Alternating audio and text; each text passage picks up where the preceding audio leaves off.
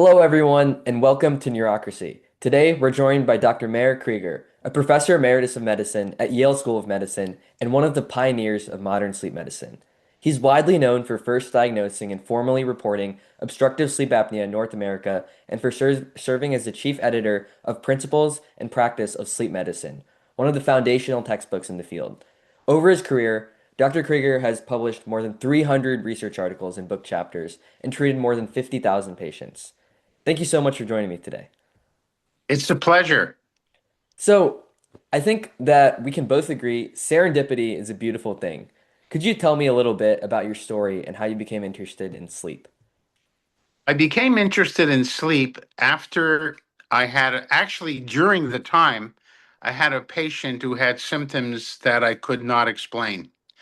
So the patient was a gentleman in his 40s who came to hospital. This is at in Montreal at McGill University, the Yeah. Royal Victoria Hospital, and the patient was admitted with a history of seizures and incontinence. He wet himself when he slept, and he was admitted. We had no idea initially what was wrong with him. He Yeah. was overweight, he was sleepy, but we really had no idea what was wrong with him. And one day when I observed the patient sleeping in his bed, I saw that he stopped breathing. He was struggling to breathe. Yeah. And I convinced a colleague of mine who was a neurosurgery resident to put together some equipment so we could actually study this patient while he was sleeping. Yeah. The patient also, by the way, had seizures, and the seizures were also unexplained. So he was a real puzzle. Yeah. So we studied the patient, and what we found is that he stops breathing when he slept repeatedly during the night. And when he stopped breathing, often his heart would slow down dramatically or stop for up to 10 seconds. Wow. And that was the explanation for the seizures. If your heart stops, your brain doesn't get any blood, does not get any oxygen. And so that was the explanation for the seizures. And so once we figured that out, we then needed to know, okay, how do we deal with this? And the only thing we could think of at the time was he was choking, he was obstructing his breathing passage. And what we did with him, after I discussed the case with my attending, I suggested we should do a tracheostomy, which is to put a hole in the throat right here, which would bypass the obstruction. And that was done. And the patient actually never had another episode. In Wow. other words, at night, he now breathed through the hole in his neck rather than through his mouth. So I realized at that time that I knew nothing about sleep. And it turns out that hardly anybody else knew anything about sleep. There were some European researchers who had reported on patients who had a variation of what this patient had, Is something is that called the, Pickwickian? yes, the Okay. Pickwickian syndrome. Okay. And so what I just mentioned to you, my experience, that was in 1973, 74, and so there were several European investigators who published on the Pickwickian syndrome about 10 years before that, actually a little bit less than 10 years before that. Yeah. But basically, there was like nothing really known about sleep and its disorders. And I decided that this would be an interesting area to actually spend years doing research on and learning about it. Yeah. And so that's really how it started. It started because of a mystery. It started after the initial mystery was solved, and then realizing that there was a huge need to understand what was going on in the sleeping patient. Yeah. So, yeah, I mean, I think curiosity is always interesting, like what it can lead to. Um, Yeah. I wanted to ask more about sleep apnea. So I think one of the obstacles you were probably facing back then is dealing with the importance of sleep or conveying that importance to other people. I think actually I was looking at an article that someone you were working with wrote. I think it was about mortality, the connection with mortality and sleep apnea, and how Yeah. actually I think someone rejected it, and then where it was accepted, it ended up being one of the most widely cited papers. I thought that was extremely fascinating. So could you tell me a little bit about how you advocated for sleep, whether it was specifically sleep apnea or just understanding the importance of sleep? So we didn't really know how dangerous sleep apnea really was in the general population sense.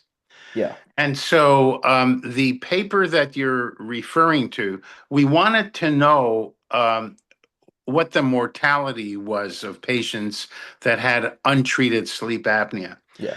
So, CPAP, which is a treatment that was developed in the early 80s and in the mid 80s became widely available, was just coming in. And we had a database, and Henry Ford Hospital Yeah. in Detroit had a database. And I collaborated with Dr. Thomas Roth, and we looked at all of the patients that he had data on who were untreated, Okay. Yeah. untreated. So we collected this data, we analyzed it, and what we found is that if someone stopped breathing for more than 20 times an hour, they had an increased mortality rate. And this was particularly true in people that were on the younger side, which was a pretty interesting finding. And so I thought, I thought that this was an important piece of work. We submitted it to the New England Journal, and we got an instant rejection. Yeah. I And heard the they didn't re- even review it. I mean, they did not even wow. review it. Yeah. They basically said there's no interest in this topic, Yeah. and among their readers, and that may have been true, except that it was a very important Yeah. finding. Yeah. In any case, we resubmitted it to another journal that accepted it, and that's how that started. And then we became interested in other aspects of sleep apnea. Yeah. And one of the things that we knew from the get-go was that these patients were very sleepy during the daytime. Yeah. And so one of the questions that we had was, do they get into car accidents falling asleep driving? Right. So we did a study in our population, the patients that I had, and I was able to get their driving records, right? I was able to Oh get wow. their driving records. Yeah. And this was because I was living in Canada, where the databases were kind of integrated. Okay. And Okay. so I was able to determine that the patients that I had and who were obviously untreated initially, they had a much higher accident rate, and we published that. And Wow. after that, there was a whole flurry of articles that were about the same time dealing with the issue of driving. And so when you think about driving a car and getting into accidents, then people that are involved in regulation, all of a sudden they start thinking about, well, what about people that drive trains? What about Yeah. pilots? And Oh so yeah. all sorts of regulations evolved to deal with the fact that with this condition, if severe and untreated, can actually lead to catastrophic accidents. So, so that was one important line of research that eventually evolved. And the message is that whenever you find something in science, at least in medical science, very often you solve one problem or you deal with one problem, and either you go off and look at sort of tangential issues, but so do other people. And that's why it's so important to publish Yeah. findings, whether they're positive or whether they are negative, and try to deal with with the real problems.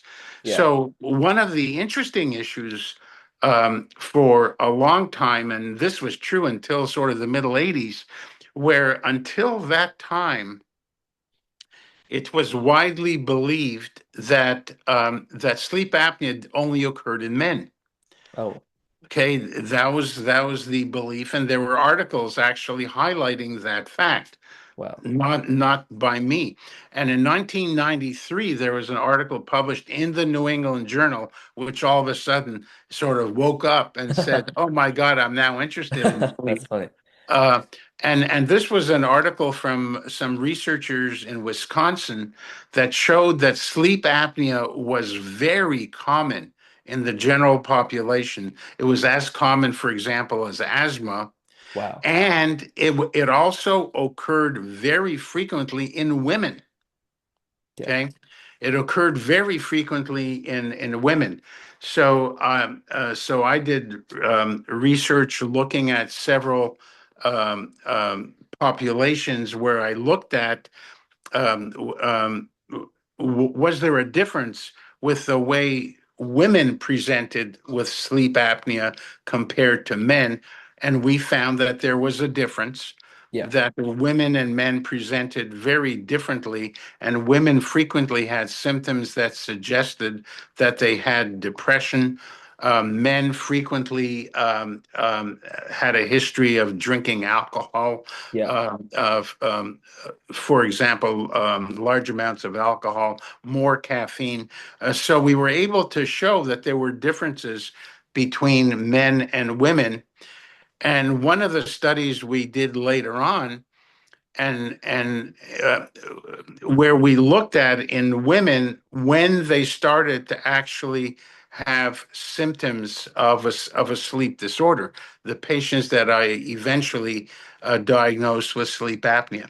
And it turned out, and this was really fascinating to me, is that about 9 or 10 years before they were ever diagnosed in a clinic, they started to have more doctor visits Oh, than a matched population, and we matched them to two different populations. yeah. One was the general population of women, and the other one was the population of obese women. And we were able to actually use a very big database of the entire population Yeah. of where I was living to make those comparisons. Yeah. So it turned out that obesity itself did not explain the increased doctor visits, Oh, but the obesity plus sleep apnea explained why they started, why they started to have an increase in medical visits about 9 or 10 years yeah. before they were finally diagnosed. So that was, so that's how research works. Yeah. You find something, and that leads to more questions and stuff like that. And so the other thing that we did was to look at whether or not comparing the 2 years before treatment and diagnosis and the 2 years after treatment, whether there was sort of a measurable Oh, improvement. yeah. And we looked at improvement as the expenditure on healthcare costs. Okay. Okay, and it turned out that even though we were starting people on CPAP, where that would an increased healthcare costs, it turned out that healthcare costs actually Wow. decreased. Yeah. So from that perspective, putting people on CPAP, which was really a big advance over tracheostomy, as you Yeah. might imagine, seemed to be a really good idea. Yeah, actually, speaking of that, here we have a sleep medicine research center where I used to shadow a lot, and I see like the sleep studies, like the home testing kits, and I'm just curious, like how has like technology shaped Like based on your observation from first reporting obstructive sleep apnea to like now, for instance, how has technology shaped like how it's being treated and diagnosed? Well, the diagnosis and treatment of sleep apnea has,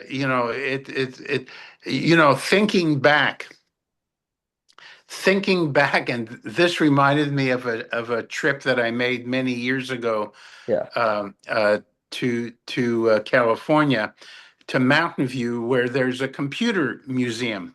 Wow. And I went into this computer museum, and they had every single computer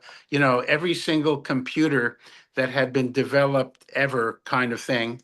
Oh, wow. And I'm looking at all of these computers, and I realized, my God, I've actually done research with almost all of them. Wow. And Yeah. that was kind of weird. Yeah. So initially, computers were such that they used what is called machine language to program them. So the first computers that I ever used in research, and this would have been, for example, research that I did in Colorado, looking at sleep at high altitude while I was a fellow. So you programmed the computer by, believe it or not, it looked like a ticker tape. It was a Wow. long tape of paper, basically, that had holes in it.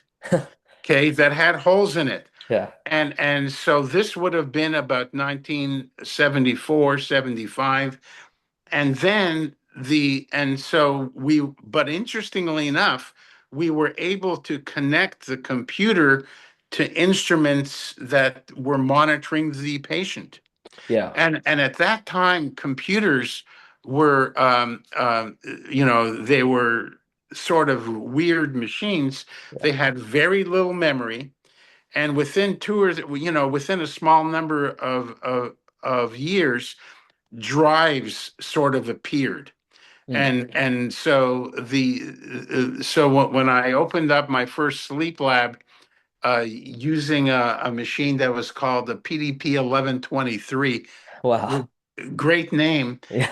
The first hard drive that I used, it was 5 megabytes. Just think about that, 5 megabytes, and it cost like $5,000 or $10,000. Wow.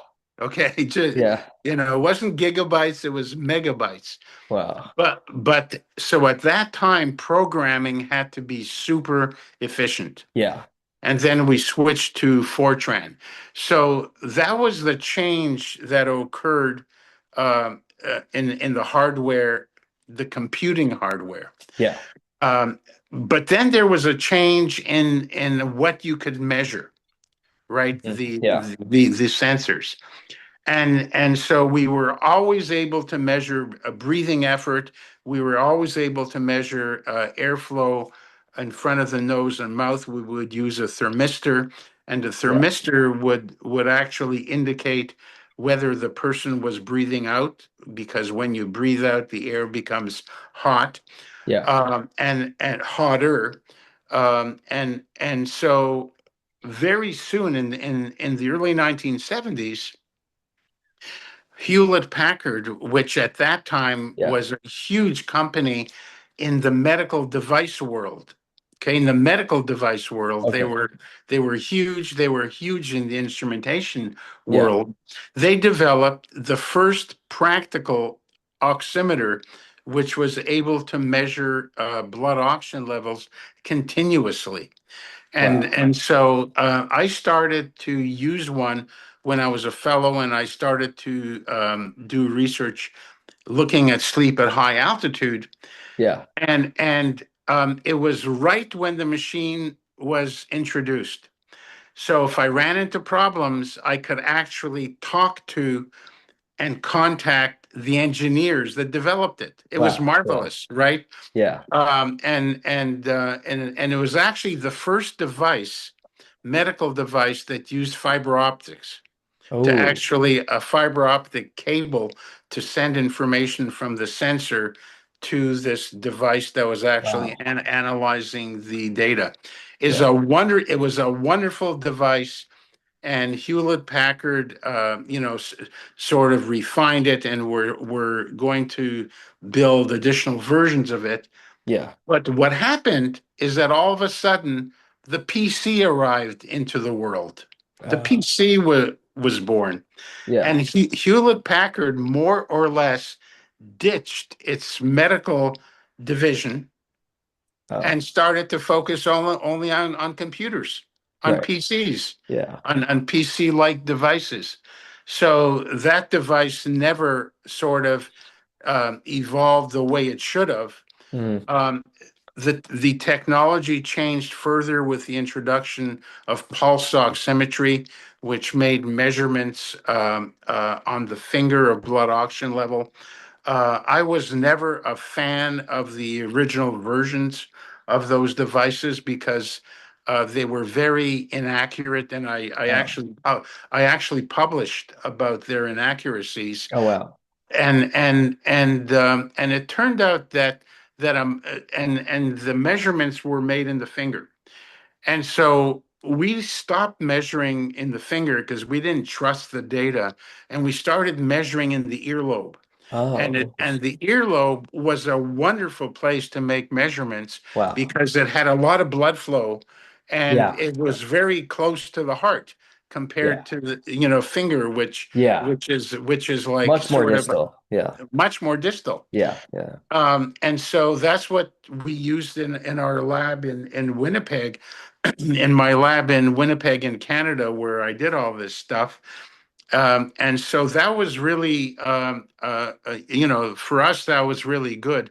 Now, pulse oximeters, the whole notion of pulse oximeters has evolved. And one of Yeah. the things that we learned, um, we actually learned this a long time ago, but it became a big deal during COVID. One of the things that we knew a long time ago is that if you're measuring something in the finger has, in a person with dark skin pigment, the measurements could be inaccurate. Oh, Okay.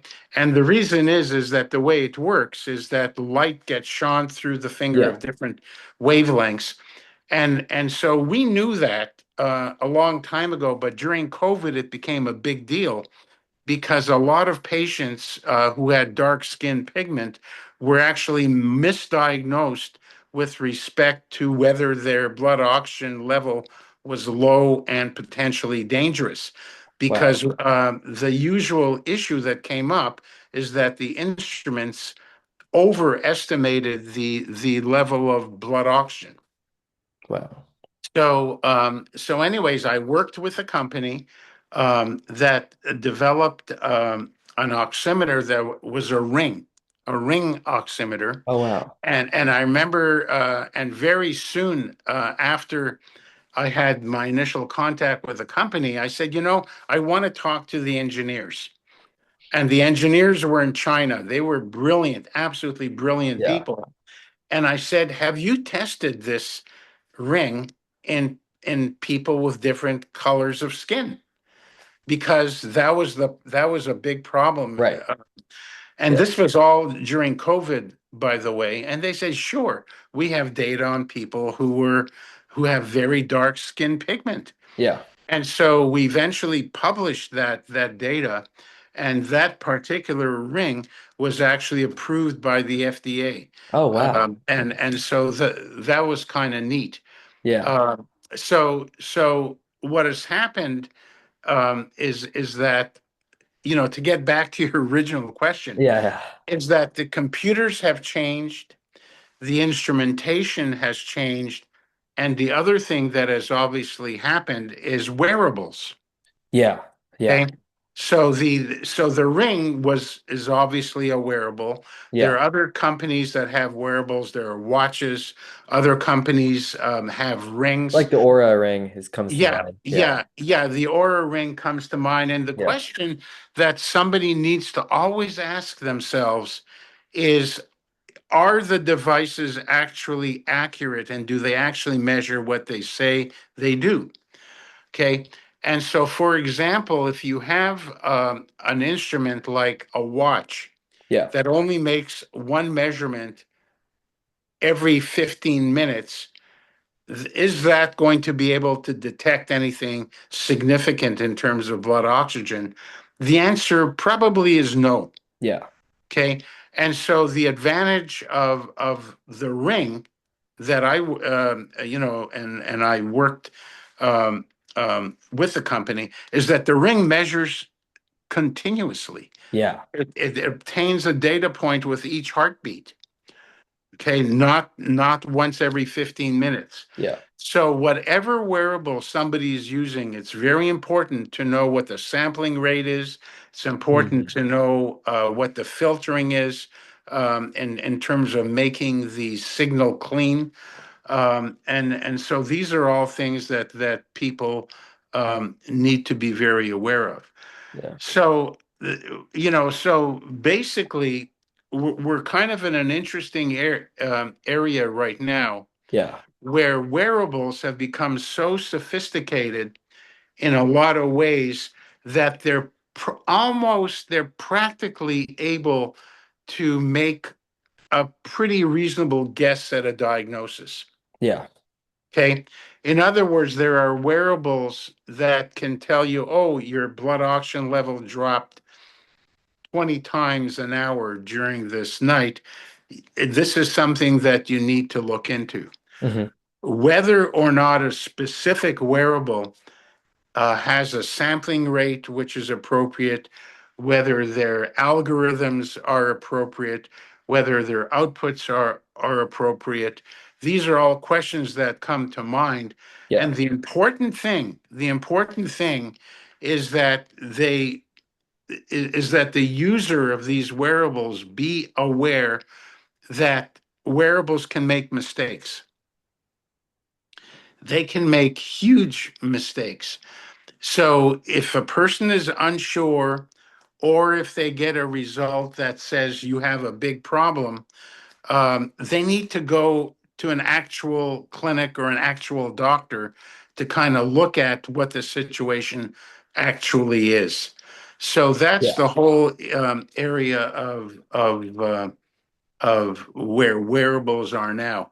Yeah. Now, the other interesting thing about wearables is that some wearables, in terms of interpretation of the data, actually use AI. Okay. And the thing about AI, I've seen literally hundreds of examples of this. AI makes mistakes. AI outputs have a sort of an aura about them of authenticity and so forth. But they often make mistakes. But what's even worse is they make up stuff. And you've heard about this, the term that's used are Yeah. hallucinations. Hallucination. Yeah. Yeah, and the hallucinations, I don't think programmers understand them yet. I think I have a sense of what causes hallucinations, but programmers have not figured it out. And the hallucinations are really interesting because they'll make up stuff that looks real. Yeah. Okay. For example, if somebody's working on a paper and the author asks AI, give me a reference for this statement, the AI system may give them a reference, but every part of that reference is made up. Yeah. Every part of it, the author's name, the journal, and it'll give you all of this stuff. Yeah. Yeah. It'll give you all of this stuff. So one can't trust AI. Yeah. Like right now, what you can trust AI for is grammar. Yeah. I mean, Okay, yeah. grammar. Yeah. And the and I've encountered that kind of situation Yeah. where there are some people who have written, that I've communicated with for years and years, both reviewing their manuscripts and by email and so forth. And everything they ever wrote was full of errors, full of errors. They might have been Italian, they might have been Portuguese, whatever, could have been tons of errors, right? Yeah. And all of a sudden, in the last few months, everything they send me is grammatically perfect. Yeah. Yeah. And Yeah. then you don't want to call them on it, but Right. you know that they're using AI. Yeah. Yeah, I think hallucinations are very interesting to see. I actually recently saw a study that was analyzing, I think the number, I'm not sure what they were analyzing exactly. It was something in relation to hallucinations, but it was hallucinations in research output in the past year. And I saw like some institutions were getting like higher numbers of these like things that almost seem like accurate in the moment, but when you look back and carefully review, turns out, hey, wait a second, like this never happened or this doesn't Yeah, exist actually. it So, actually doesn't exist, yeah. and that's like the interesting thing. And so when somebody is using an AI, one of the things that they need to always indicate is if it's coming out with a reference, is I want a reference that is validated on PubMed. Okay. Okay, so so it'll then give you something, and it may even take you to the PubMed page, Yeah. and then well, that's actually kind of interesting because sometimes it'll give you a link to go to a PubMed page, but it's the wrong paper. Yeah, yeah, And sometimes it'll take you to the right paper. So, my own theory about those kinds of hallucinations is that, as you know, the way AI kind of works is that it kind of skims everything written in the world, yeah, right? It yeah, just yeah, skims everything. And if you ask it something and it hasn't been skimmed, the AI system guesses, it fills in the gaps interpolates, almost. it So, fills in the gaps, yeah, and then pretends that this is the information and nobody's going to check it. And so that's yeah, life. yeah, And I think that's what AI is yeah. actually doing. That makes sense. I think that explanation. I wanted to ask, like, do you see this issue of hallucinations being like solved or at least like mitigated to some extent in the next few years or like I guess as AI continues to develop as it is rapidly right now? Well, AI is developing very, very rapidly, no Yeah, question about it. And one of the things to always bear in mind is that it's probably going to get better and better because they're skimming more and more things. yeah, When AI first came out, none of the AI systems were able to interrogate, for example, PubMed currently. In other words, somehow in their skimming system, you were always stuck with what they had already skimmed. oh yeah, yeah, Yeah, so that was a big problem. So when you interrogate AI, you don't really know whether in its database how up to date it is.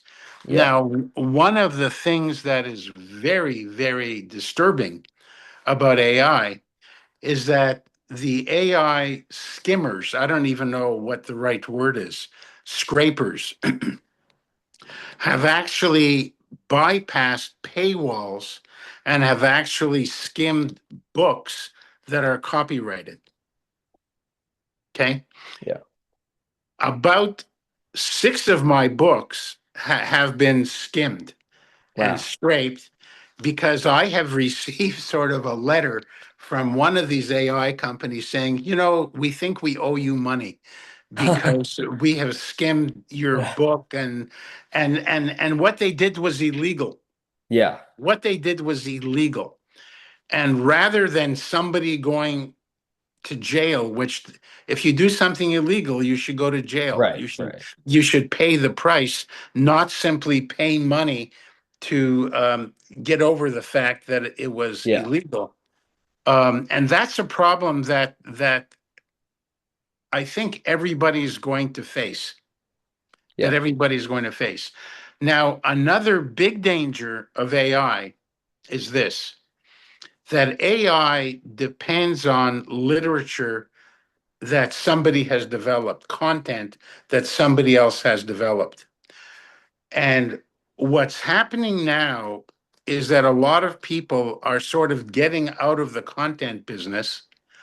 And so eventually there won't be the amount of new content that we're seeing right now.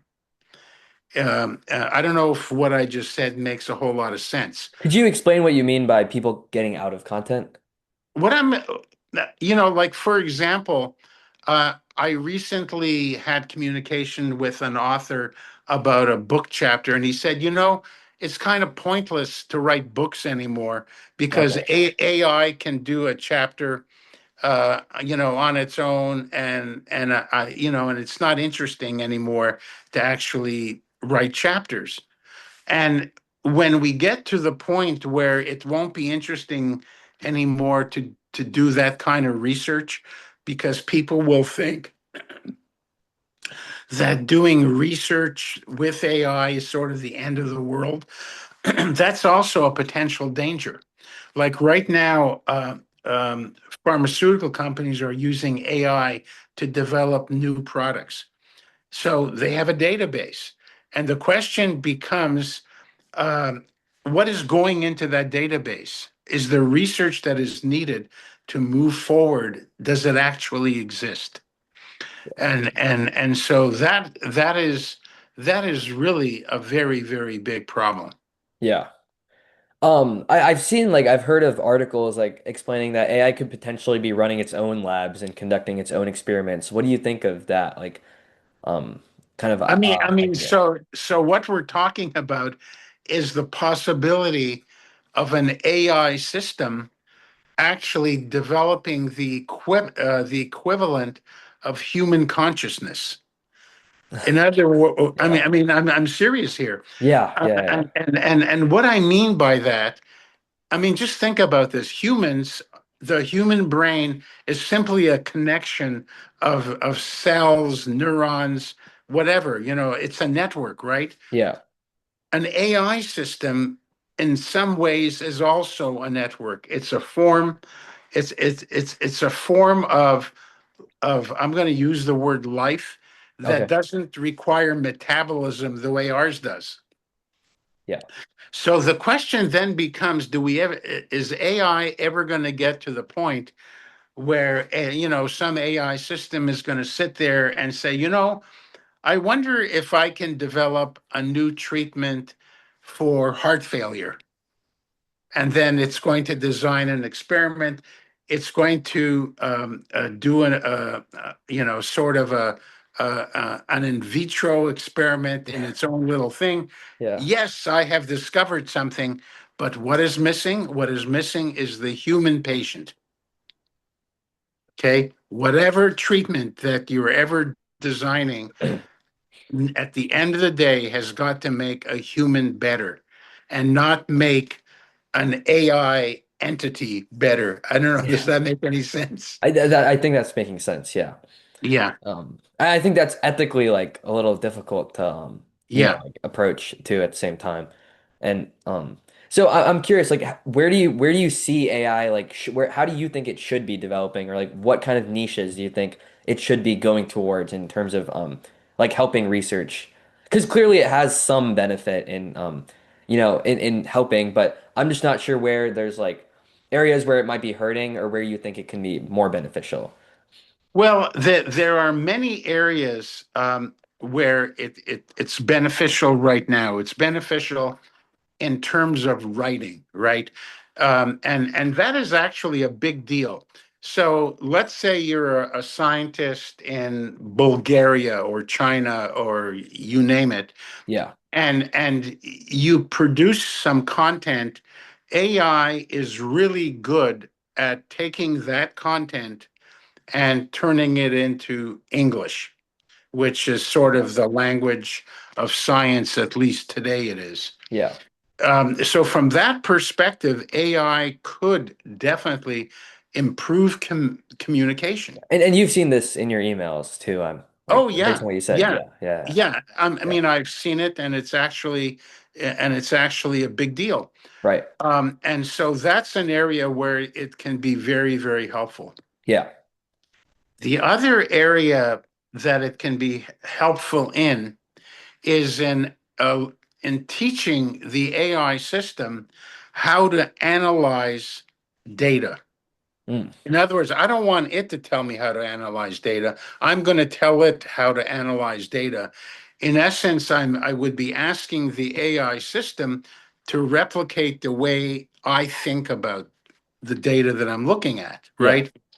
And so being able to teach an AI system is fabulous because you could give it rules. You Yeah. could tell it that if the blood oxygen drops by more than 10% over a 10-second period, that is a big deal. In other words, you could tell it, Yeah. and then you could show it a string of data, and it can analyze it in a way that you have told it Yeah. to actually analyze it, because then you can actually look at the output. Yeah. So you're in, there's an input, which would be the data, then there's an output. And you could look at that to say, does that make sense? Is that right? So it's important to always be able to look at the raw data, at the original data, if you need to actually do that. Yeah. So the other area that I think it could be very, very helpful in research in general, and I don't know many people that have done this. I've tried to do it. Is that if you have an idea for an app, there are now AI systems that can take someone who's a current non-programmer. Yeah. Okay, I did computer programming many, many years ago, Yeah. but I haven't done any programming in a decade or two. So I can interact with an AI system if it can to actually develop the code for an app without Yeah. me doing any programming. Yeah. And I don't know whether you've done that or And so not. yeah, it's actually funny that you mentioned this. So a few years ago when like ChatGPT was kind of being used more and more, I had an idea for my high school. I created a simple website using ChatGPT basically. I had zero technical knowledge at the time. And it was a but I did have like, some common sense as to like how code worked, some HTML, like, knowing how like it should look and everything. And I was able to use Chat to basically create a website that would just count down the number of periods in the day and work as a countdown site for kind of classes in my school. And funny enough, a couple months ago, I actually added a sleep calculator to that website where if people know when they need to wake up, and it basically subtracts like 90-minute cycles and gives you like a buffer for when to fall asleep. And you can also tell it like your chronotype, your caffeine intake, when you wake up on the weekends, and it gives you personalized advice too. And all of this was made possible through the AI actually. So it's really funny that you mentioned that. And also like I was able to use that, to help people with their own sleep. So um, yeah, So you'll have to send me a link to that I will. I website. will actually. Yeah, It you can actually kind it of. actually sounds very, very interesting. Yeah. So I mean, right now we are so early in the evolution of AI that it's sort of mind-boggling, and each system is very, very different. Yeah. Okay, I mean, I've used Chat GPT. I've used the chatbot which Microsoft has in the Copilot, Edge. I think. Yeah, Yeah. Copilot. I've used the Gemini one, the Yeah. Google one, and they don't all do the same kinds of things. No, yeah. Each of them is slightly better at certain things and like Yeah, either yeah, makes more or less mistakes in certain areas, I think. yeah, and Yeah. and I haven't used Claude. I haven't used the one developed as part of Facebook, Okay. Okay. or the Grok one. Yeah. Um, Yeah. so there's so many Right. possible choices, A lot. and there's too many of them. Yeah. There's too many of them, and I can't figure out whether any of those companies are actually really making any money from their AI investments.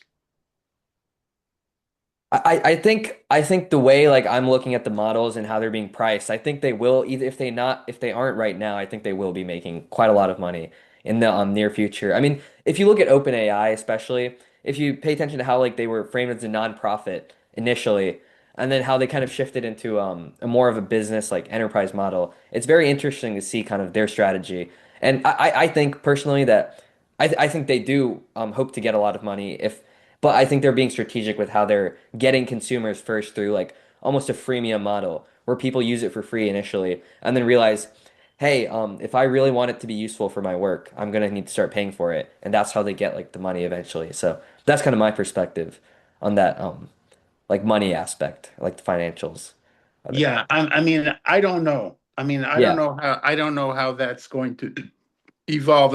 yeah, yeah, It seems to be the main use of AI nowadays, like right now, by the consumer, is sort of baloney videos that are often very political yeah. That's true. and are Yeah, designed to mislead people yeah. or to embarrass people. They're awfully realistic too. That's the issue now. It's very hard to tell the difference. It's Um, very, very yeah, hard to tell the difference. And yeah, one of the things that I think the government should mandate is that anything that is produced by AI have a watermark in it. yeah.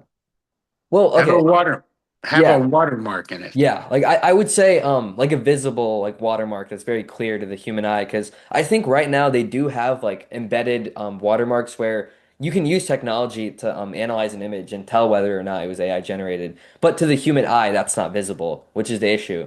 So if you show it to like, a normal person, they're not going to be able to tell the difference. You'd have to run it through technology, which I think is an issue. And people are saying, "Oh, you can tell the difference," but like for the general public, no, you actually cannot tell the difference. No, you can't. You Yeah. can't. Yeah.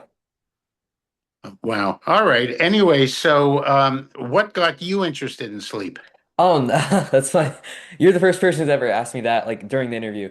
I was really into neuroscience back in eighth grade. I did a lot of competitions, and I remember my freshman year of high school, there was this competition called the Brain Bee, and one of the awards for winning the regional Brain Bee was an internship at WashU in Dr. Eric Herzog's lab. And I managed to study hard and I won the regional competition. And then in that internship, Dr. Herzog does a lot of work with circadian rhythms. And I helped a PhD candidate with her project on the Nalcyan gene and its role as a sodium leak channel in maintaining circadian rhythm periodicity.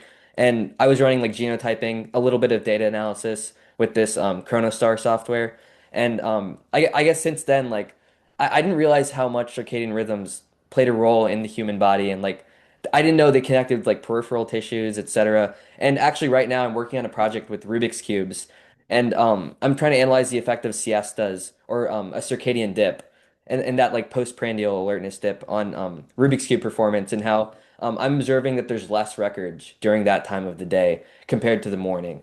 So yeah, it's always interesting, I think, the connections you can find with sleep to other like areas. For me, So, puzzles, but yeah. so where is your interest going to take you? I don't know actually. That's a good. So I'm a senior in high school, so I'm applying to colleges right now. But I think hopefully in college, I'm hoping to explore like different labs and kind of get more exposure to what research has going on right now. So I do think I'm not sure if I'll like continue down like the sleep research path, but it will something. It will always be something like in the back of my mind, like how does this connect to sleep, like time of day, like all that kind of stuff. So yeah. Good. Good. All right. Yeah. So I guess my last question for you is, are there any words you'd like to leave us with? Like any kind of quotes that are on your mind or I guess just yeah. Yeah, I mean, people. So I'd like to end this by telling people who are concerned about their sleep or the sleep of a family member or Yeah. whatever, that they need to make sleep a priority. Yeah. That if you don't sleep well or if you don't sleep enough, it's going to impact every aspect of your life. Hmm. And so you need to make sleep a priority. And the other thing I want to leave you with, and because you're just going to be starting, colleges soon, Yeah. is that don't put blinders on. Yeah. Go to a college not going into science like in day one. Hmm. Look at the humanities. Look at where science has been. Yeah. Look at where culture has been. Look where literature has been. Look at where art has been, because nothing is in my opinion is worse than a scientist who can only talk about science. Okay. Okay. Yeah. In other words, go to a place where you'll be exposed to people from all sorts of backgrounds. I know diversity is not a popular word politically these Right. days, Yeah. but go to a place where Yeah. there's a diversity of people and a diversity of programs. Yeah. So you as a human can become a better human, if that Yeah. makes any sense. That does. Yeah. Thank you. Thank you for that advice, actually. Yeah, I think sometimes I'm like worried. I'm like too like focused on, like neuroscience or sleep. And I guess one of the things I also do want to do in college is, explore like what other disciplines have to offer and like where my interests kind of lie, like hopefully that kind of like intersection of different fields. So Yeah. yeah. All right, good. Yeah. All right, so we're Thank all thank you set so then. much for joining me today. This was Yeah. fun. Yeah. All right. Bye.